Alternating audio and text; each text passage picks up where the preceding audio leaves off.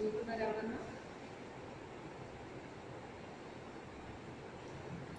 అన్యాయస్తులైన గృహ నిర్వాహకులు యుక్తి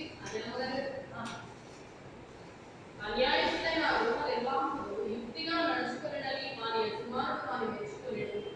వెలుగు సంబంధుల కంటే ఈ లోక సంబంధులు తమ తమను బట్టి చూడగా యుక్తిపరులై ఉన్నారు. అన్యాయం సిరివరణ మీకు స్నేహితులను సంపాదించుకోండి. ఎందుకనగా ఆ సిరి మిమ్మల్ని వదిలిపోవునప్పుడు వారు నిత్యమైన నివాసంలో మిమ్మల్ని చేర్చుకుంటారని మీతో చెప్పుచున్నాను. చాలండి, చాలు. చిన్న ప్రార్థన చేసుకుందాం. స్తోత్రం నాయన, స్తోత్రం తండ్రి, స్తోత్రం ప్రభా, స్తోత్రం నాయన, స్తోత్రం తండ్రి. అత్యున్నత సింహాసనంపై ఆశీనుడు వెళ్ళిన తండ్రి, నా కోట, నా శైలమ, నా ఆశ్రయదుర్గమన, విమోచకుడ, ప్రాణప్రియుడ, రక్షకుడ, మీకు వందనాలు, స్తోత్రాలు తండ్రి. యేసయ్య ప్రభా, ఇంతవరకు నీ బిడ్డలు చక్కని గానాలు చేసి ఉన్నారు ప్రభా. వారికి ఇచ్చిన చక్కని స్వరాలు బట్టి వందనాలు, స్తోత్రాలు తండ్రి. నాయన ఈ సమయంలో నీ దివ్య వాక్యం ద్వారా నాతో మాతో అందరితో మీరు మాట్లాడండి ప్రభా. ఈ వాక్యంలో నా గూఢమైన సంగతి, రహస్యమైన సంగతి, రాజ్యమార్గాన్ని తెలియచెప్పండి.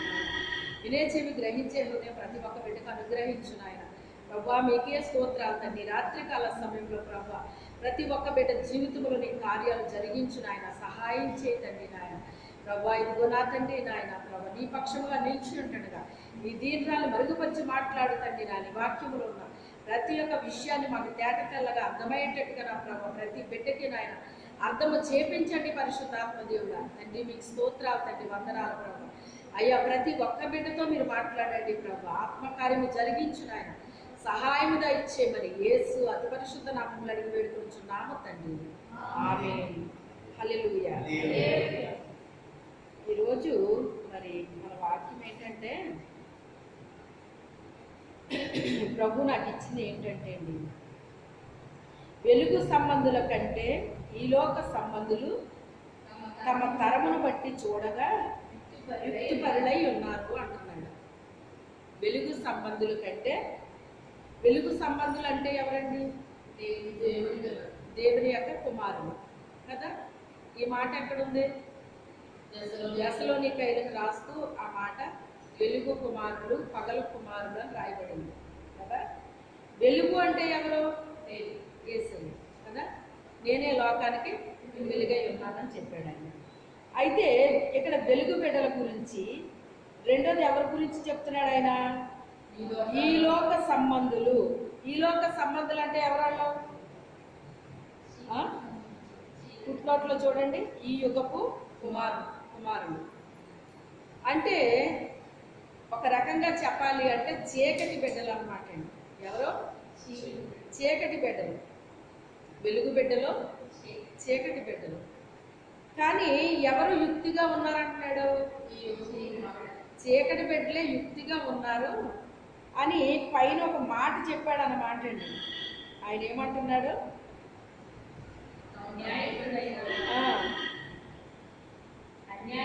సిరి వల్ల మేము స్నేహితులను సంపాదించుకోండి, ఎందుకంటే ఆ సిరి మిమ్మల్ని వదిలిపోయినప్పుడు వారు నిత్యమైన చేర్చుకుంటారని మీతో చెప్పుచున్నాను. పై వచ్చును కదా, అన్యాయస్తుడైన ఆ గృహ నిర్వాహకుడు యుక్తిగా నడుచుకునేనని వారి యజమానుడు వారిని మెచ్చుకునేను. అయితే ఆ యొక్క గృహ నిర్వాహకుడు ఎలా నడుచుకున్నాడు అంటున్నాడు? యుక్తిగా నడుచుకున్నాడటండి. ఎలా నడుచుకున్నాడంట? యుక్తిగా నడుచుకున్నాడంట. అయితే ఇప్పుడు ఇక్కడ వెలుగు సంబంధుల కంటే చీకటి వారే యుక్తిగా ఉన్నారు అని చెప్తున్నాడు. అయితే దేవుడి బిడ్డలో మరి అలా ఉండొచ్చా? యుక్తిగా ఉండొచ్చా? ఉండకూడదు. యుక్తి ఎవరిది కదా. అది ఎక్కడ రాయబడింది? ఆదికాండంలోనే హవ్వ ఆదాము ఈ చెట్టు ఫలాలు మీరు తినొద్దన్నప్పుడు ఆ ఫలాన్ని తినిపించింది. ఆ ఫలాన్ని అందుకని ఆ సర్పం గురించి ఏమని రాయబడింది? యుక్తిగా ఆమెను ఏం చేసిందంట? మోసం చేసిందటండి. మోసం చేసిందంట. అందుకని యుక్తి అనేటువంటిది దేవుని బిడ్డలకు సంబంధించింది కాదండి. ఎప్పుడు కూడా దేవుని బిడ్డలు మోసపోతూ ఉంటారు, మోసం చేయరండి, మోసపోతూ ఉంటారు. అర్థమైందా? ఈ లోక సంబంధులు యుక్తి పరులు గనక వాళ్ళ చేతిలో మనం ఏమైపోతా ఉంటాం అంటే తెలివి లేక జ్ఞానం లేక దేవుని బిడలమైన మనము సాహసించి మోసాలు చెయ్యలేమండి. యెహోవా నీ గుడారంలో అతిథిగా ఉండదగిన వాడెవడు? యెహోవా పరిశుద్ధ పర్వతాన్ని ఎక్కదగిన వాడెవడు? 15 అధ్యాయంలో రాస్తాడు కీర్తనలో ఈ మాట. ఎవడెక్కుతాడు, ఎవడు నివసిస్తాడు నీ పరిశుద్ధ పర్వతం మీద అంటే యథార్థముగా ప్రవర్తించువాడే. ఎవరెక్కుతారంట పర్వతాన్ని? యథార్థముగా ప్రవర్తించువాడే, నీతిని అనుసరించి హృదయపూర్వకంగా నిజం పలుకువాడు. అట్టి వాడు నాలుకతో కొండెములాడాడు, తన చిలకానికి ఏడు చేయడు. అలాగే మంచి లక్షణాలు అతనికి ఉన్నాయన్నమాట అండి. అతను నష్టపోవటమే కానీ నష్టం చేయడటండి. ఒకవేళ అతను ప్రమాణం చేసిన నష్టము కలిగిన మాట తప్పడటండి. నష్టం కలిగిన మాట తప్పడు. ఎందుకని? అతను యథార్థవంతుడండి. ఎందుకని? తను యథార్థవంతుడు. ఇంకా యథార్థత వదలవా? ఎందుకు వచ్చిన యథార్థత అది? ఎప్పుడు చూసినా తెల్లారంతా లేచిపోతాం, లేచి ప్రార్థన చేస్తూ ఉంటాం. మొన్న ఒక ఆయన చెప్తున్నారన్నమాట అండి, మంచి దైవజనుడు, మంచి వాక్యం చెప్తారు, మంచి సమర్పణ జీవితం కలిగిన ఆయన అన్నమాట అండి. అంటే వాళ్ళకి ఒక 3 తరాల నుంచో 4 తరాల నుంచో ఉన్నారు వాళ్ళ దేవుళ్ళు. అంటే వాళ్ళ తాతల దగ్గర నుంచి ఉన్నారన్నమాట అండి. మంచి దైవజనుడు. ఆయన చెప్తున్నాడు, కన్నీటి ప్రార్థన చేస్తుంటేనంట భార్యని ఆయనని ఇల్లు ఖాళీ చేయించేశారంట. 2 ఇళ్ళు ఖాళీ చేయించేశారంటండి. ఏం చేశారు? హిందువులు ఎప్పుడు కూడా ఇంట్లో ఏడిస్తే అస్సలు నచ్చదండి వాళ్ళకి. హిందువులు దాకా ఎందుకండి, క్రైస్తవులు కూడా నచ్చుతుందా ఇప్పుడు? ఒక మంచి దైవజనుడు ఎప్పుడు చూసి ఏడుస్తూ ఉంటారు, 7 మొహాలు వేసుకుని అన్నాడు ఆయన. ఏంటి ఇది దైవజనుడేనా ఇలా మాట్లాడుతున్నాడు ఏంటి అని ఆశ్చర్యం కలిగింది. ఎందుకు ఆయన అలా మాట్లాడాడో నాకు అప్పుడు అర్థమవలేదు, కానీ ఎప్పుడు అర్థమవుతుంది. దేవుని సేవలో కూడానటండి రకరకాల వాళ్ళు ఉంటారటండి. ఆయన బ్యాచ్ ఏంటంటే క్రికెట్ బ్యాచ్ అంటే క్రికెట్ ఆడి వాళ్ళు ఎవరైనా ఏడుతూ చూసారా మీరు? చెప్పండి, ఏడుతారా వాళ్ళండి? ఏడు. మరి సైన్యములకు అధిపతి యెహోవా ఇలాగ సెలవిస్తున్నాడు అని ఇర్మియా చెప్పాడు. ఏమని చెప్పాడు? మీరు త్వరగా రోదన ధ్వని చెయ్యాలి, ఎందుకంటే రానున్న దినాల్లో శవాలు కుప్పలుగా పడిపోతాయి,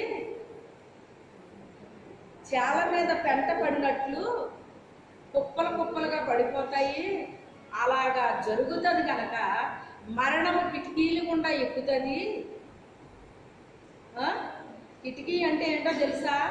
మన కన్నేండి కిటికీ అంటే. ఇప్పుడు కంటిలో నుంచి పాపం వెళ్తుందా లేదా? చెప్పండి, ఎక్కడి నుంచి వెళ్తుంది పాపం? కంటిలో నుంచి వెళ్తుందండి. మరణము కిటికీలు గుండా ఎక్కుతుంది. యవనస్తులు రాజమార్గంలో లేరు, వారి కొరకు రోదన ధ్వని చేసే స్త్రీలు కావాలి నాకు. స్త్రీలు అంటే మనము స్త్రీలమే, సంఘము కూడా స్త్రీయే. సంఘం కూడా స్త్రీయే అంటే దీని అర్థం ఏంటి? ఇప్పుడు నాకు కన్నీరు విడిచి రోధించి అంగలార్చి నశించిపోతున్న ఆత్మల కొరకు భారము కలిగి ప్రార్థించే స్త్రీలు కావాలన్నాడు ఆయన. ఎవరు ఈ మాట చెప్తా? సైన్యములకు అధిపతి యగు యెహోవా ఎవరికి సెలవిచ్చాడు? అది అంటే ఈ కన్నీరు విడిచి రోధించి అంగలార్చే బ్యాచ్ వేరా కాదా? వేరా కాదా చెప్పండి. మా ఆత్మీయ తండ్రి గారు కన్నీటి ప్రార్థన బాగా చేసేవారంట. ఆయన కన్నీటి ప్రార్థన బాగా చేసేవారు అన్నమాట. ఆ కన్నీటి ప్రార్థన చేసేవాళ్ళు ఎవరో తెలుసా మీకు? అసలు పరమగీతాల్లో ఉంటుందండి. ఆ గొప్ప కళ్ళ నుంచి కారుతా ఉంటాయంటండి. ఆ పావురానికి కన్నీళ్ళు పావురం ఎప్పుడన్నా హ్యాపీగా నిద్రపోవడం చూసారా మీరు ఎప్పుడన్నా పావురాలను చూసారా? అంటే చూడటం అంటే అలాగే వెళ్ళిపోతుంటే చూడటం కాదు. అవి నివాసం ఉన్న స్థలంలో మీరు ఎప్పుడైనా ఉన్నారా? కాసేపు ఉన్నారండి? శబ్దం లేకుండా అది ఎప్పుడన్నా నిద్రపోయిందా? రాత్రి తెల్లవారులు అది శబ్దం చేస్తూ ఉంటుందండి. గుడమంటూనే ఉంటుంది అనమాట. దేవుని యొక్క భార్య కూడా అలాగే ఉండాలండి. అది అర్థమైందా? క్రికెట్ ఆట ఆడేవాళ్ళు భార్యలుగా ఉండరు. భార్య అంటే ఏంటి? భర్తకి నమ్మకస్తురాలు అన్నమాట అండి. అది భార్య అంటే. దేవునికి నమ్మకంగా ఉండాలండి. ఎలా ఉండాలి? నమ్మకంగా ఉండాలి. ఆయన మన కొరకు ఎందుకు పెట్టాడు ఆయన ప్రాణాన్ని? చూసుకోక సరదాగా ఒకసారి విజిట్ చేసి వద్దామని లోపలికి వచ్చాడు ఆయన. ఎందుకు వచ్చాడు ఆయన? నశించిపోతున్నా రక్షించడానికి, సమస్త మానవాళి కోసం, మన పాపానికి ప్రాయశ్చిత్తంగా ఆయన బలియాగం అవ్వడానికి లోపలికి వచ్చాడండి. అందుకే ఆయనకి భార్య కూడా ఎలా ఉండాలో తెలుసా? ఫుల్గా తినేసి నిద్ర ఈ భార్య కాదండి ఆయనకు కావాల్సింది. అది ఎలా ఉండాలట? భార్య నశించిపోతున్న ఆత్మల కొరకు భారము కలిగి ప్రార్థన చేసే భార్య కావాలి ఆయన. మా ఆత్మీయ తండ్రి గారు అలాగే చాలా కన్నీటి ప్రార్థన అన్నమాట అండి ఆయన. అందరికీ ఆ తలాంత ఉండదండి, అది ఒక తలాంత అండి అది చెప్పాలంటే. అప్పుడు ఆయన బావమరిది అంటే భార్యకు అన్నయ్య ఎప్పుడు చూసినలాగా ఎల్లం చచ్చిన వాళ్ళగా ఏడుతావు ఎందుకు అని ఎగిరి తన్నాడటండి. మా పాస్టర్ గారు చాలా హైట్ అండి, చాలా హైట్, 6 అడుగులు అలా ఉండొచ్చండి. అయితే ఆయన ఎక్కువ ఉపవాసాలు కన్నీటి ప్రార్థన చేసేవారు అన్నమాట. ఎగిరి తన్నాడటండి 3 సార్లు. ఎప్పుడు చూసినా అలాగే ఏడుస్తూ ఉన్నావు ఎందుకు అని 3 సార్లు ఎగిరి తన్నినందుకు 3 సంవత్సరాలు 4 సంవత్సరాలు మంచం మీద నుంచి లేవలేదండి అసలు. చూసారా శాపం? ఆయన గొప్ప దైవజనుడు. ఆయన గొప్ప దైవజనుడు అండి. అసలు మా పాస్టర్ గారి పేరేంటంటే అగ్ని. ఏలియా గారంటే అగ్ని అని పేరండి ఆయన. ఆ శాపం పోలేదండి ఆయన. భయంకరమైన శాపాన్ని అనుభవించి లాస్ట్కి చాలా భయంకరంగా చనిపోయారండి. నేను విన్నాను సుమాటి, నేను ఎన్ని చూడలేదు. అందరూ ఎందుకు అనుకున్నారంటే అంత భయంకరమైన అలాంటి దైవజనుడిని ఇలా తన్నాడు అనేసి చెప్పుకుంటూ విన్నాను, కానీ నాకు తెలియదు ఆ విషయం.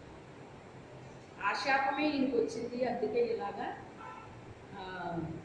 చావు రావాలని కోరుకున్నా కూడా చావు రావట్లేదు ఆయనకి అని చెప్పేసి అనుకునేవారంట. అది అంతవరకు కరెక్ట్ నాకు తెలియదు, కానీ అనుకునేవారు అలాగంటే. ఏది ఏమైనప్పటికైనా అందరు దైవజనులు ఒక్కలాగా మనం లెక్క చూడకూడదు. అందులో ఎవరు ఎలాంటి వాళ్ళో మనకి కొంచెం తెలిసి ఉండొచ్చు, తెలియకపోవచ్చు, మనకు తెలియదు. అందరినీ ఒకే రకంగా మనం మాట్లాడకూడదండి. అది కూడా మన మీదకి, మన బిడ్డల మీద కూడా వస్తుంది అన్నమాట, తెలుసా? అందుకే నోరు జారకూడదు. అగ్ని లాంటి దైవజనులు వాళ్ళ విషయంలో అసలు నోరు జారకూడదు. ఎందుకంటే వాళ్ళు తిరిగి అనరండి, వాళ్ళ పక్షంగా దేవుడు తీసుకుంటాడు యాక్షన్. మనిషిగా మేము తీసుకుంటే పెద్ద యాక్షన్ తీసుకోలేము మేము. ఎందుకంటే ఒకసారి నా లైఫ్లో అది జరిగిందండి. అన్యాయంగా నన్ను అన్న వాళ్ళు చనిపోయారండి. ఆ మాట మా ఆత్మీయ తండ్రి గారికి తెలిసింది. తెలిసి అమ్మ షరా ఇలా రాని పిలిచి, ఎప్పుడైనా నిన్ను ఎవరైనా ఏమన్నా అంటే వాళ్ళని క్షమించేయమ్మా, ఎప్పుడు ఎవరిని ఏమీ అనకుండా. నేను ఏం అనలేదు కూడానండి, ఏడ్చాను ప్రభు దగ్గర. అంతే.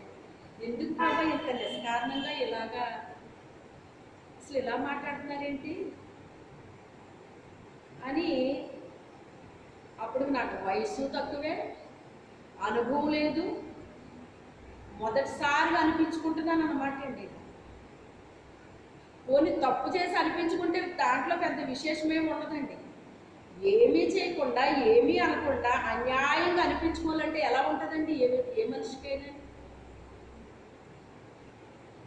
అది అసలు మొదటిసారి నాకు అవన్నీ ఎదురొస్తున్నాయి అన్నమాట అండి. ఒకదాని తర్వాత ఒకటి ఎదురొస్తున్నాయి అన్నమాట. అది ఎలా తెలిసిందో తెలియదు కానీ అప్పుడు ఆయన పిలిచి, ఎవరైనా నిన్ను ఏమైనా అన్నా వాళ్ళని క్షమించేసి విడిచిపెట్టమ్మా, వాళ్ళని ఎవరిని ఏమీ అనుకో, ఎందుకంటే నేనేమన్నా అంటే ప్రభు యాక్షన్ తీసుకుంటారని. నువ్వు తీసుకోకపోవచ్చు, ఎవరు తీసుకుంటారు? ఆయన తీసుకుంటాడు. అందుకని వాళ్ళు క్షమించే ప్రభు అని మాట్లాడగమ్మా నువ్వు ఆయన్ని అని మళ్ళీ ప్రభువు నన్ను అడగమని చెప్పారు ఆయన. అది ప్రభు వాళ్ళకి తెలుసో తెలియకు అన్నారు, వాళ్ళు క్షమించు ప్రభు అని ఒక మాట అనమ్మా అని చెప్పారండి ఆయన. ఆయన చెప్పిందల్లా ఒక్కొక్క మాట అలా లోపల ఉండిపోయింది అన్నమాట అండి. ఎందుకు చెప్తున్నాను అంటే అగ్ని లాంటి దైవజనుల్ని మనం అసలు నోరు జారకూడదండి, ఏం అనకూడదు. వాళ్ళు ఏదైనా మనల్ని అన్నా పర్వాలేదు కానీ మనం మాత్రం వాళ్ళని ఏమి కూడా అనకూడదండి, అసలు అనకూడదు. మాట మరి ఎందుకు వస్తుందో నాకు తెలియదు. అయితే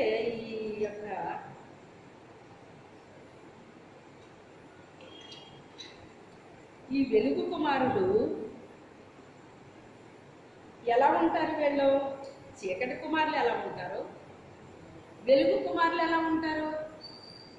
వాళ్ళ కుమారులే వీళ్ళ కుమారులేనండి. కానీ వాళ్ళకి వ్యత్యాసం ఉందని ఇక్కడ వాక్యం చెప్తుంది.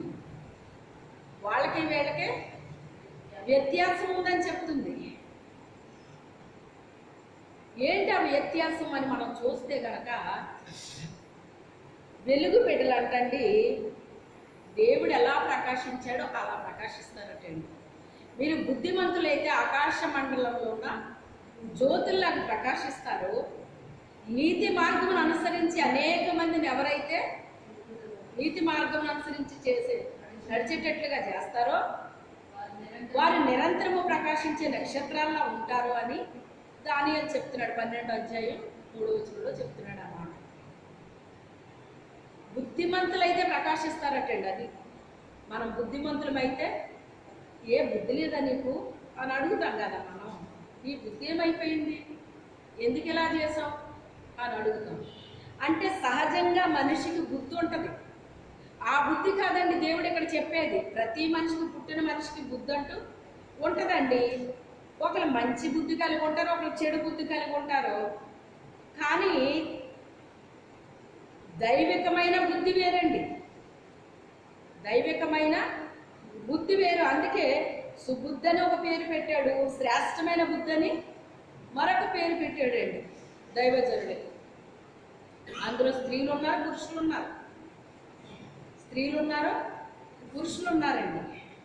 అయితే ఈ వెలుగు కుమారుల కంటే, చూసారా, వెలుగు కుమారుల కంటే లోకపు కుమారులు ఎలా ఉన్నారట? యుక్తిపరులై ఉన్నారు, యుక్తిపరులై ఉన్నారు. ఈ యుక్తి అనగానే సాతానికి సంబంధించింది. అది సర్పము దగ్గర చూస్తున్నాం. అంటే ఇప్పుడు వీళ్ళు ఎవరని చెప్పుకోవచ్చు? మనం సర్ప సంతానం అని చెప్పుకోవచ్చండి. యుక్తి ఉన్నది అనగానే అది సర్పంలో పనిచేసింది కనుక అది సర్ప సంతానం అని మనం చెప్పుకోవచ్చు అనమాట. అందుకే యోహాను గారి దగ్గరికి మాకు బాప్తిసం ఇయ్యని వెళితే మారు మనసు పొందుకున్న వాళ్ళకి బాప్తిసాలు ఇస్తున్నాడు ఆయన. శాస్త్రులకి మరి ఎవరాళ్ళు, సుంకర్లు, పాపులు, వీళ్ళందరూ కూడా వెళ్ళి వాళ్ళ పాపం అంతా కూడా వాళ్ళు ఒప్పేసుకున్నారండి. ఒప్పుకొని ఇప్పుడు మమ్మల్ని ఏం చేయమంటామని అడుగుతున్నారు. అడిగితే వాళ్ళు అడిగిన దానికి ఆయన జవాబు చెప్పాడు. ఇక్కడి నుంచి మీరు ఇలా ఉండాలి, ఎప్పటి వరకు ఇలా ఉన్నారు, ఇంకా అలా ఉండొద్దు, ఎప్పటి నుంచి మీరు ఇలా ఉండండి అని సలహా చెప్పాడు ఆయన. సలహా చెప్పినప్పుడు ఆ ప్రకారంగా ఎప్పుడైతే జరిగిందో ఈ పరిశీలు కూడా వచ్చి మాకు కూడా బాప్తిసాలు ఇయ్యని అడిగారండి. అడిగితే సర్ప సంతానమా, రాబో ఉగ్రతను తప్పించడానికి మీకు బుద్ధి చెప్పిన వాడు ఎవడు అని అడిగాడండి. అదేంటి మమ్మల్ని సర్ప సంతానం అంటున్నాం ఏంటి అంటున్నారు వాళ్ళు. మరి మారు మనసు పొందుకున్నాను అంటున్నారు. మీరు మారు మనసు తగిన ఫలాలే మీ దగ్గర ఆ ఫలాలు ఏమీ లేవు మీ దగ్గర, కానీ మారు మనసు పొందుకున్నాం అంటున్నాం. బాప్తీసం ఏమన్నా మీకు నేను బాప్తీసం ఇవ్వను అన్నాడు ఆయన. నేను చాలాసార్లు చెప్పాను మీకు, బాప్తీసం ఎవరికి అవసరం అంటే మారు మనసు పొందుకున్న వాళ్ళు. మారు మనసు లేకుండా వాళ్ళ బాప్తీసం తీసుకుంటే తీసుకున్న ఒకటే, తీసుకోకపోయినా ఒకటే. వాళ్ళు ఇంకా తీసుకున్న ఒకటే, తీసుకోకపోయినా ఒకటే.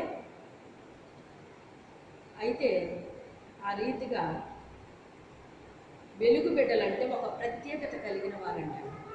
ఒక ప్రత్యేకత కలిగిన, నిజంగా మనసు మార్చుకున్న వాళ్ళు. మనసు మార్చుకున్న వాళ్ళ యొక్క క్రియలు తెలిసిపోతాయండి. అలా నష్టపోవడానికి ఇష్టపడతారు కానీ నష్టపరచడానికి ఇష్టపడరు. మనలో వాళ్ళు నష్టపరిచినా పర్వాలేదు, కానీ మనం వాళ్ళని నష్టం చేయకూడదు. మన చేతుల్ని మనం కాపాడుకోవాలి. కీడు చేయకుండా మన చేతులు మనం కాపాడుకోవాలండి. మనకు చేతనైతే మేలే కానీ కీడు చేయకూడదండి, చేయకూడదు. అయితే వీళ్ళు కీడే కానీ మేలు చేసే వాళ్ళు కాదండి. ఈ తరము కుమారులు ఎలాంటి వాళ్ళు? వాళ్ళకి కీడు చేయటం వచ్చు కానీ మేలు చేయటం రాదు. ఈ రకంగా మనం చూసుకుంటే యాకోబు కుమారులు 12 మంది అండి.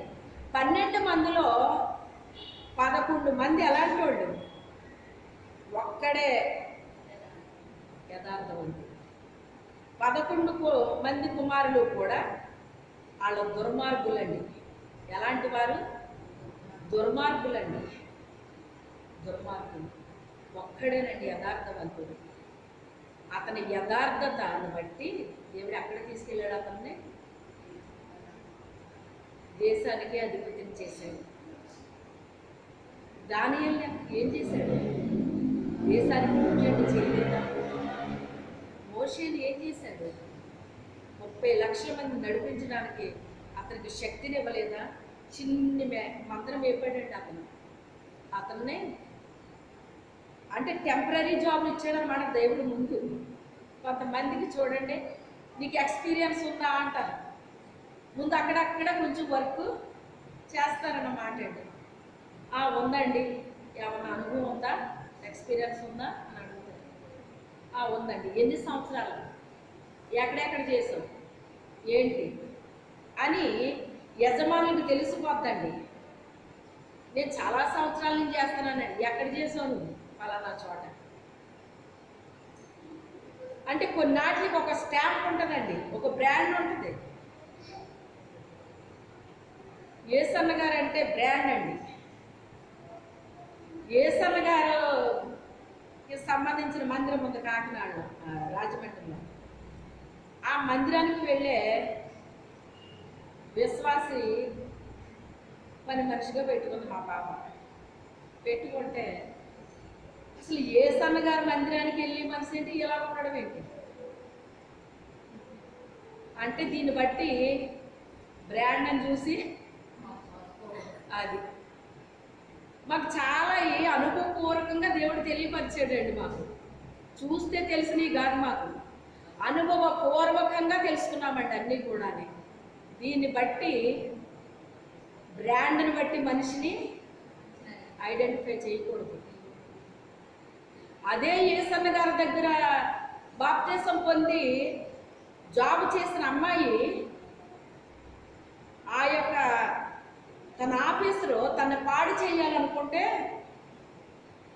అతని కొరకు ప్రార్థన చేస్తే అతను ఆమెనేమి చేయలేకపోయాడండి. అప్పుడు ఆమె కాళ్ళు పట్టుకుందాం అనుకున్నాడంట ఆయన. సార్ నా కాళ్ళు పట్టుకోవద్దండి అన్న. దూరం జరిగిందంటండి. ఏమోనమ్మా, నేను చాలామందిని పాడు చేశాను, కానీ నేను చేయలేకపోయాను. చేద్దామని అనుకున్నాను, కానీ నేనేమి చేయలేకపోయానమ్మా. నువ్వు నమ్మిన దేవుడు గొప్పవాడు అని చెప్పేసి అన్నాడు. నువ్వేం చేసావో నాకు తెలియదు, కానీ నేనేమి చేయలేకపోయాను.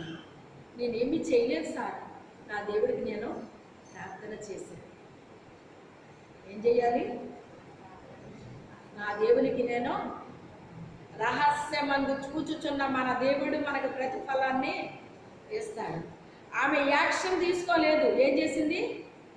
తన దేవుడికి మొర్ర పెట్టింది అతని గురించి. అతని మనస్సు మారిందండి. ఆమెనే కాదు ఇంకెవరిని పాడు చేయకుండా అయిపోయాడు అతను. అది ఇప్పుడు మనిషిని మార్చిందా లేదా అక్కడ? అదే సంఘానికి వెళ్తుంది కదా, మరి ఆయన దగ్గరే బాప్తిసం తీసుకుంది కదా. ఈమెకి ఎంత తేడా వచ్చింది, ఆమెకి ఎంత తేడా వచ్చింది. మారు మనసు పొందుకున్న వాళ్ళు ఫలం కనిపిస్తుంది వాళ్ళ దగ్గర. ఏం కనిపిస్తుంది? ఫలం కనిపిస్తుంది. మారు మనసు లేకపోతే ఏ ఎండకా గొడుగు పడతారన్నమాట. ఏం చేస్తారు? ఆ గొడుగు పెట్టేస్తూ ఉంటారు. కానీ మనుషులు చూడకపోవచ్చు, కానీ ఎవరు చూస్తున్నారు? దేవుడు చూస్తున్నాడు. దేవుడు చూస్తున్నాడు. అందుకే దేవుణ్ణి ఎప్పుడు కూడా మనము మన హృదయంలో ఎప్పుడు కూడా ఆయన మనం స్మరిస్తూ ఉండాలండి. దేవుడిని కలిగిన బిడ్డలు ఏం చేస్తారండి? దేవుణ్ణి స్మరించుకుంటూ ఉంటారు. ప్రతి విషయంలో కూడా దేవుడికి మొరపెట్టుకుంటారు. ఏం చేస్తారు? నేనేమో చేతగాందన్నా, నేను ఎందుకు కూరుకుంటాను అలాగెలాగని చెప్పేసి నోటుతో అంటే అక్కడ పని అవ్వదు. మనము దేవునికి మొరపెడితే యాక్షన్ అక్కడ ప్రారంభమవుతుంది. ఆయన యాక్షన్ తీసుకుంటే అసలు ఇలాగ అలాగ ఉంటుంది అనమాట అండి. ఆయన తీసుకుంటాడు యాక్షన్. దేవునికి ఏం చేయాలి? మనం మొరపెట్టుకోవాలండి.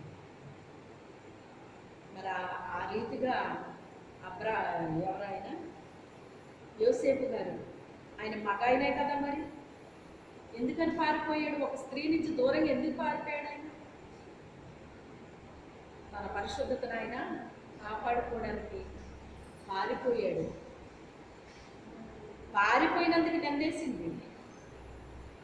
నింద నిజమనుకుంది లోకం, కానీ దేవుడు చూశాడు.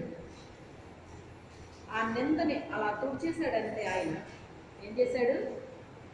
అలా తుడిచేశాడు. నింద వేసిన వాళ్ళు ఏమైపోయారో తెలియదు. నింద అనుభవించిన ఆయన దేశాలకి ఆహారం పెట్టాడు. అంటే ఎక్కడ పెట్టాడు దేవుడు తీసుకెళ్ళి? చూసారా? నింద అనుభవించడానికి మనం ఇష్టపడాలి, కానీ నిందలు వేయడానికి కాదు మనం ఉండాల్సింది. మనకు ఉన్న అవకాశాలన్నీ మనము ఉపయోగించుకోవడం కాదు, చాలా జాగ్రత్తగా మనం ఉండాలండి. వెలుగైన ఆయన బిడ్డలమైనప్పుడు మనము కూడా ఎలా ఉండాలి? వెలుగు బిడ్డల్లాగా ఉండాలండి. ఆ వెలుగు బిడ్డల్లాగా ఎక్కడ కనపడతాం? మన క్రియల్లో మనము కనబడతామండి. నిజంగా వీళ్ళు దేవుడి బిడ్డల మూలనేమో ఇలా ఉంటారు అనుకుంటారు ప్రజలు. ఎప్పుడు? క్రియ జరిగినప్పుడు. ఎప్పుడు అనుకుంటారో? క్రియ జరిగినప్పుడు అండి. క్రియ జరిగినప్పుడు. అయితే దశలోనికైకి రాస్తూ ఆయన అంటాడు, మీరు పగలు కుమారుడు, వెలుగు కుమారుడు అంటాడు అనమాట అండి. కనుక చీకటి వాళ్ళు భయపడినట్టుగా మీరు భయపడిన అవసరం లేదు. ఎందుకంటే నేను వచ్చే రాకడ విషయంలో వాళ్ళకి భయం వేస్తుంది. బాబాయ్ ఎప్పుడు వచ్చేస్తాడైనా, ఎప్పుడు వచ్చేస్తాడని వాళ్ళు భయపడతారు. మీరు ఎందుకు భయపడుతున్నారు? మీరు వెలుగు సంబంధులు కదా, మీరు వెలుగు కుమారులు కదా, పగల కుమారులు కదా. వాళ్ళైతే చీకటి వాళ్ళు కనుక వాళ్ళు మత్తులో ఉంటారు. రాత్రి వాళ్ళు మత్తులో ఉంటారు. మీరు పగల కుమారులు కనుక మీకు మత్తు ఉండదు. లోకంలో కొన్ని మనకి మత్తునిస్తూ ఉంటాయండి. లోకంలో కొన్ని మత్తునిస్తూ ఉంటాయండి.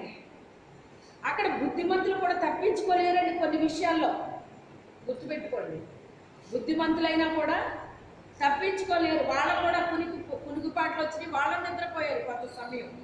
కానీ ఇదిగో పెండ్లి కుమారుడు రండి అనేటప్పటికి వెంటనే ఎలర్ట్ అయిపోయారు వాళ్ళు. ఎందుకంటే వాళ్ళ దగ్గర అన్నీ ఉన్నాయండి, సిద్ధంగా ఉన్నాయి కనుక వెంటనే వాళ్ళు ఏమైపోయారు? ఎలర్ట్ అయిపోయారు అనమాట. దేవుడి బిడ్డలమైన మనము అలా ఎలర్ట్ అయిపోవాలండి. దేవుని స్వరం ఎప్పుడైతే వినబడుతుంది, ఇదిగో పెండ్లి కుమారుడు ఎదుర్కొనా రండి అని చెప్తున్నాడో ఆ పెండ్లి కుమారుని స్వరము విన్న పెండ్లి కుమార్తె ఏమవుతుందండి? ఎలర్ట్ అయిపోతుందండి. నేను ఎలా ఉన్నాను, ఏ విషయంలో ఎలా ఉన్నాను నేను, ఆమె యొక్క స్థితిగతులన్నీ ఆమె ఏం చేసుకుంటుంది? చక్కబెట్టేసుకుంటుందండి. చక్కబెట్టుకోవాలి. హిజ్కియా నీ ఇల్లు చక్కబెట్టుకో, నువ్వు చచ్చిపోతావు అన్నాడు. చక్కబెట్టుకున్నాడా లేదా? చక్కబెట్టుకున్నాడు కనుక 15 సంవత్సరాలు ఆయుష్ ఇచ్చాడు ఆయన. ఆయుష్ ఇమ్మని అడిగాడు ఆయన? అడగలేదు. ఆయుష్ని ఇచ్చాడు. అప్పటి వరకు పిల్లలు లేరు అతనికి. పిల్లవాడిని ఇచ్చాడండి, మనస్సేని ఇచ్చాడు. అంటే బోనస్ వస్తుంది అన్నమాట అండి. ఏమొస్తుంది? బోనస్ వస్తుందండి. ఎప్పుడు కూడా మన స్థితిగతులు ఎప్పుడు మనము మర్చిపోకూడదండి.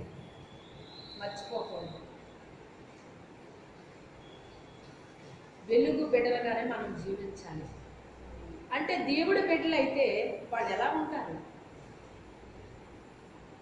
ఇదే మాట ఏమని రాస్తున్నాడంటే, రోమీలకు రాస్తూ పౌలు గారు, ఎందరూ తనను దేవుని ఆత్మ చేత నడిపించబడుదురో వారందరూ దేవుని కుమారులు అనబడుదురు అన్నాడు ఆయన. అంటే దేవుని బిడ్డలము అని అనుకునే ప్రతి ఒక్కరు కూడా దేవుని ఆత్మ చేత వాళ్ళు ఏం చేయాలి? నడిపించబడాలి.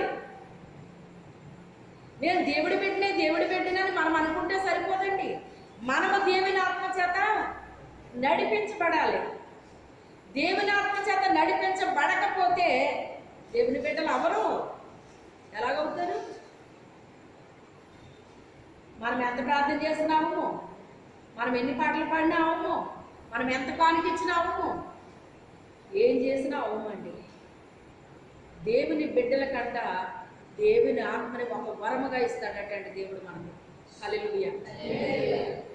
దేవుని ఆత్మను ఎప్పుడైతే ఒక వరముగా మనకి ఇచ్చాడో ఆ ఆత్మ చేత మనల్ని నడిపిస్తూ ఉంటాడటండి. ఆ పరిశుద్ధాత్ముడు మనల్ని అంట సర్వసత్యంలోకి నడిపిస్తాడటండి. ఎలా నడిపిస్తాడో? సర్వసత్యంలోకి నడిపిస్తాడటండి.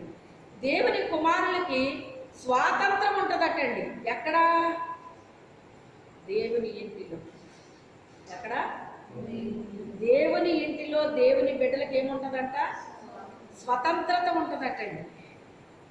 అంటే పాపాన్నించి, శాపాన్నించి, లోకాన్నించి, అన్నిటి నుంచి విడుదల ఇచ్చేస్తాడండి ఆయన.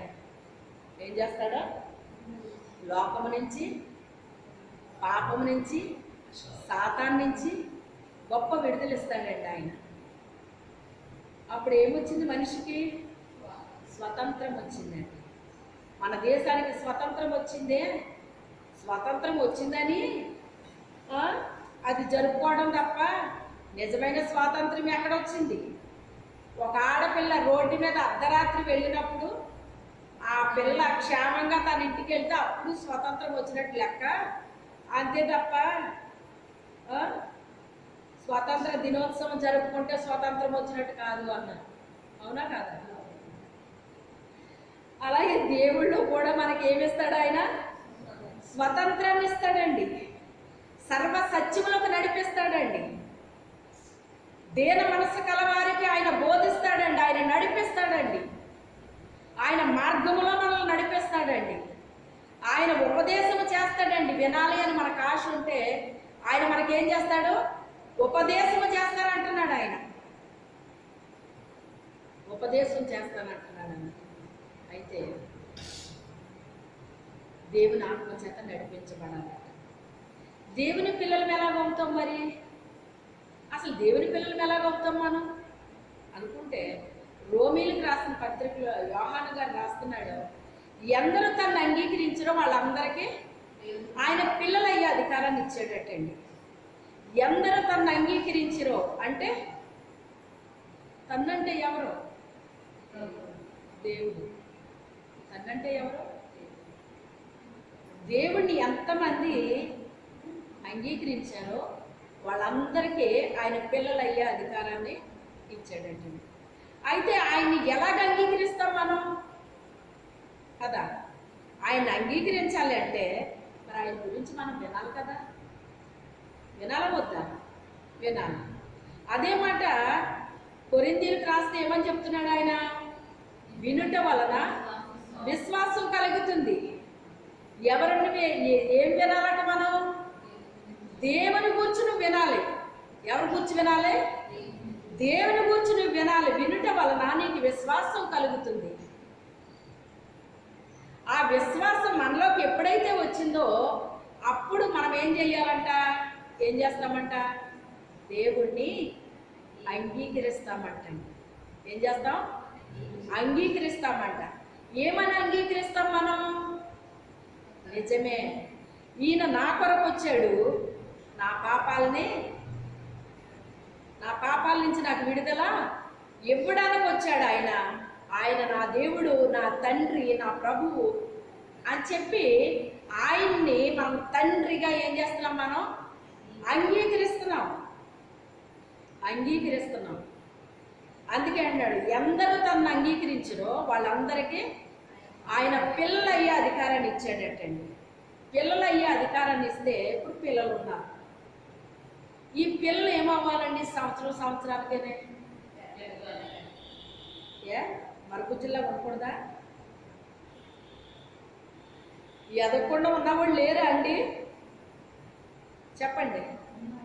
ఒక ఆయన 2 అడుగులున్నారు. ఆయన వచ్చి ఇక్కడ సాక్ష్యం చెప్పాడు. జోసెఫ్ ఆయన పేరు. సినిమాల్లో యాక్ట్ చేసి ఆయన వాక్యం చెప్పడానికి వచ్చాడు అన్నారు కదా. నేను వినలేదులేండి. మీరు ఎవరైనా విన్నారా?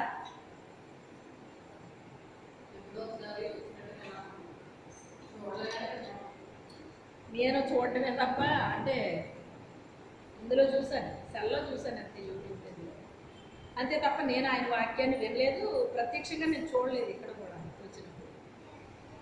అంటే 2.5 అడుగులు ఆయన ఉన్నాడు. ఏజ్ ఉందా లేదా? ఏజ్ ఉంది, కానీ ఏమి లేదు, పెరుగుదల లేదు. ఎందుకు పెరుగుదల లేదు? ఆయన లోపం ఉంది. ఏముంది? లోపం ఉంది.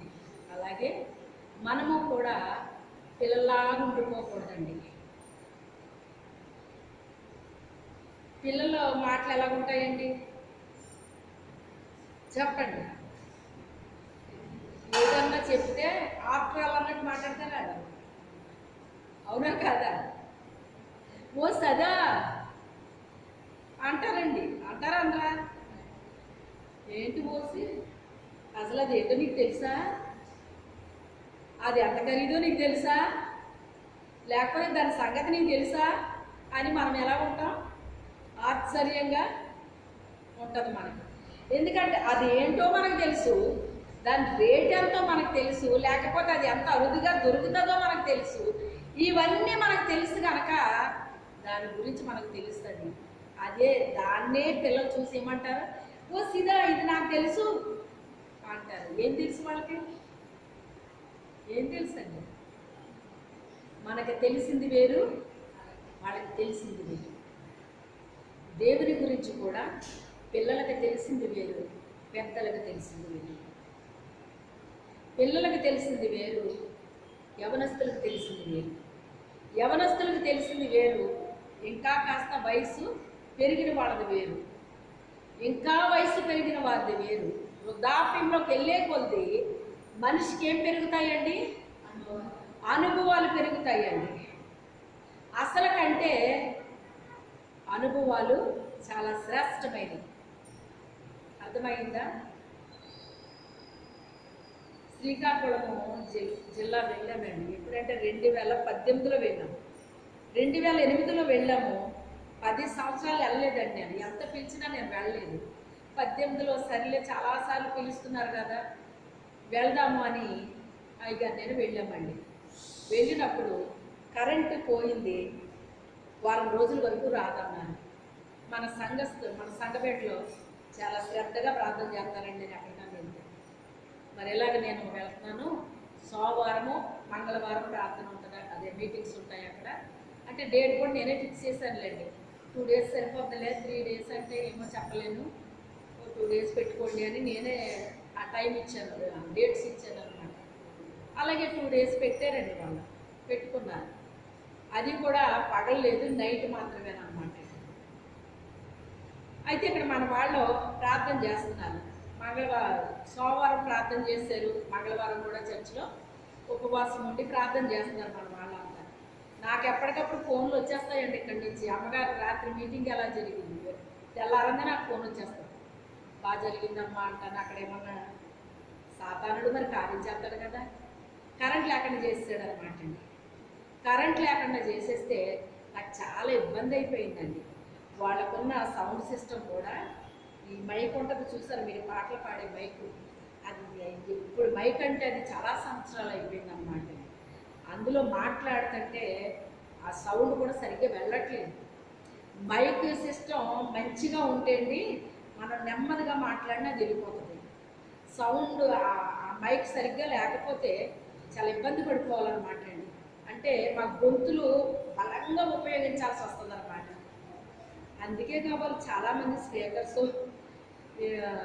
ఎవరో సింగర్స్ సౌండ్ సిస్టమ్ మంచిగా ఉందా లేదా, మంచిది పెట్టండి అని ఎందుకంటారో నాకు అప్పుడు అర్థమైందండి. చాలా గొంతుని నేను ఉపయోగించాల్సి వచ్చింది అనమాట, చాలా కష్టమైపోయిందండి. ఆ మొదటి నైటు ఏదో ఉపయోగించేశారు మొత్తం మీద, కరెంట్ లేకుండానే మాట్లాడానండి. అప్పుడు తెల్లవారిన మనోడు ఫోన్లు చేసేసరికి వారం రోజుల వరకు రాదట కరెంట్ అని వీళ్ళకి చెప్పాను. అక్కడ మేము ప్రార్థన చేస్తాం, ఇక్కడ మన వాళ్ళు ప్రార్థన చేస్తున్నారు. ఉదయం 9-10 కరెంట్ వచ్చేసిందండి. అయితే నేను వెళ్ళిన ఊరు శ్రీకాకుళానికి ఇంకా 1:30 ప్రయాణం ఉంటుంది, 1:30-2 గంటలు ఉంటుందండి. ఇప్పుడు శ్రీకాకుళం టౌన్లో ఆ ట్రాన్స్ఫార్మర్ పేలిపోయిందంటండి. కానీ దేవుడు దాన్ని గంటల్లో మొత్తం మీద పని ఆపేసాడండి. అక్కడ చాలా ఫోర్స్ ఉంటుందండి, అటు సైడ్కి వెళ్తే కొన్ని ఏరియాల్లో కొన్ని ఫోర్స్ ఉంటుందండి. బాగా ఎక్కువ ప్రార్థనా బలం ఉండాలన్నమాట అండి. బాగా ఎక్కడికైనా మేము వెళ్తున్నామంటే మా కోసం మీరు బహు బలంగా ప్రార్థన చెయ్యాలి, ఉపవాసాలు ఉండాలని ప్రార్థన చేయాలన్నమాట. మరి మన బిడ్డలందరూ కూడా అలాగే చేసేవారు. ఎక్కడికి మేము వెళ్ళినా ఇంటి దగ్గర ఉన్న బిడ్డలు చక్కగా ప్రార్థన చేసేవారు, ఉపవాసాలు ఉండేవారు, ఫోన్లు చేసేవారు నాకు. అయితే 9-10 కరెంట్ వచ్చేసిందండి. దేవానికి స్తోత్రం తండ్రి, గొప్ప దేవానికి తండ్రి మీకు స్తోత్రం, ఆయన వారం రోజుల వరకు రాదన్నది వచ్చేసింది అని చెప్పి అనుకునేసరికి ఆ నైటు ఆ కరెంట్ ఆఫీసు మేనేజర్ గారు వచ్చారండి ఆ మీటింగ్కి. ఎక్కడి నుంచి? శ్రీకాకుళం నుంచి, టౌన్ నుంచి వచ్చారు. ఆయన వచ్చారట, నాకు తెలియదు ఆ విషయం అంతా. ఆయన ఎప్పుడైనా ఈ మీటింగ్స్ జరుగుతుంటే వస్తే 10 నిమిషాలే ఉంటారటండి ఆయన, అంతకంటే ఎక్కువ ఉండరంట ఆయన. అలాంటి ఆయన అలా ఉండిపోయారండి, మీటింగ్ మొత్తం అయిపోయే వరకు ఉండిపోయారండి. అది 2 రోజుల మీటింగే కనుక ఇంక 2వ రోజున భోజనాలు పెట్టేశారనమాట అందరికీ. ఆ ముందు రోజు పెట్టారు భోజనాలు, 2వ రోజు కూడా పెట్టారండి భోజనాలు. దూర ప్రాంతాల నుంచి వస్తారండి చాలామంది. అయితే పెట్టేసరికి ఆ భోజనం చేసి అమ్మగారితో నేను ప్రార్థన చేయించుకుని వెళ్తాను అని చెప్పేసి అన్నారట ఆయన.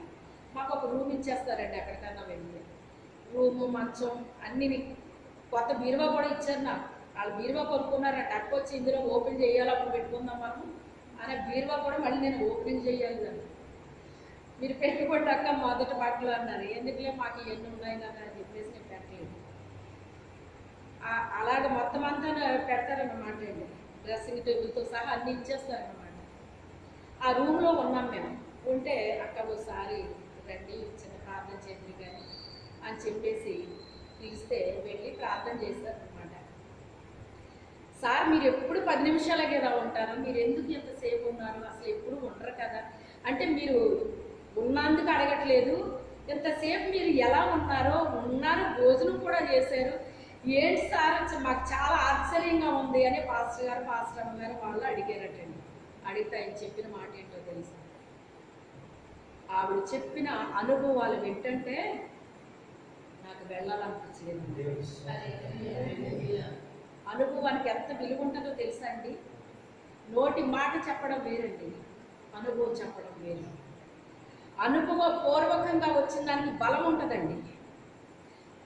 మనం అనుభవించకుండా నేను అక్కడ చూశాను ఇక్కడ చూశాను నేను విన్నాను అన్నదానికి కొన్ని ఉపయోగపడతాయి కానీ అది పెద్ద బలం ఉండదండి దానికి. ఆవిడ అనుభవాలు చెప్తుంటే నాకు వెళ్ళాలనిపించలేదు అన్నారంట. గమనించండి, ఆయన కరెంటు ఆఫీస్కి మేనేజర్ ఆయన. ఏం కూర్చోబెట్టింది ఆయన్ని? నేను ఎప్పుడు ప్రభుతో చెప్పుకుంటాను, ప్రభు వెళ్తున్నాను. మరి అయ్యగారు ఇక్కడ పడిపోయారు. వెళ్ళే ముందు ఎంత అటాక్ ఉంటుందో తెలుసా మాకు? అసలు ఒక మీటింగ్ బయలుదేరుతున్నామంటే ఎంత అటాక్ ఉంటుందో తెలుసా? 2022లో కూడా కాశ్మీర్ వెళ్ళి వచ్చాము. ఎప్పటికీ నాకు కొన్ని అవయవాలు రైట్ అవ్వలేదు. తెలుసా మీకు ఎంత ఫోర్స్ ఉంటుందో తెలుసా? కానీ మొన్నే నాకు ఒక వార్త వినిపించింది అనమాట అండి. అక్కడ ఒక ఆత్మ రావాలంటే కొన్ని సంవత్సరాలు పడుతుందటండి. కానీ 14 ఆత్మలు వచ్చినాయి అంట. నాకు ఎంత సంతోషం అనిపించిందంటే చాలా సంతోషం అనిపించింది. అలాంటి ఏరియాలో రావండి అసలు. ఇక్కడే మనకు రావట్లేదు, అది ఇంకా సరిహద్దులేవి. సరిహద్దులు అసలు రావండి. 14 ఆత్మలు వచ్చినాయి అంటే నాకు ఎంత ఆనందం అనిపించిందో.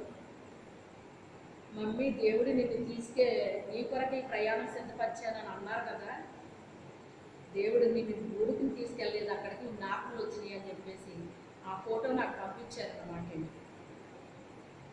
రెండోది, వాళ్ళ ఒక అమ్మాయిని పోగొట్టుకున్నారండి. చిన్ని బిడ్డ, 2 నెలల బిడ్డ, 2 సంవత్సరాల బిడ్డ. చాలా దుఃఖంలో ఉన్నారు. ఆయన తల్లి చనిపోయింది, ఆయనకి బిడ్డ పోగొట్టుకున్నాడు. నా చేతులతో నేనే సమాధి చేసుకున్నానమ్మా అని చాలా బాధపడ్డాడు ఆయన. అయితే మాకు ఒక మగబిడ్డ కావాలని ప్రార్థన చేయండి అమ్మా అన్నాడు భర్త భార్య. వాళ్ళకి కావలసిన ఉపదేశం వాళ్ళకి చేశాను. నా సాక్ష్యము వాక్యం కలిగి చెప్తే నన్ను చూసిన వాళ్ళు ఏమనుకుంటారంటే, ఈవిడికేమిది ఇలాగే కనిపిస్తానండి నేను. నోరు విప్పిన తర్వాత అప్పుడు తెలుస్తాయి అన్నమాట. ఏంటి ఈవిడ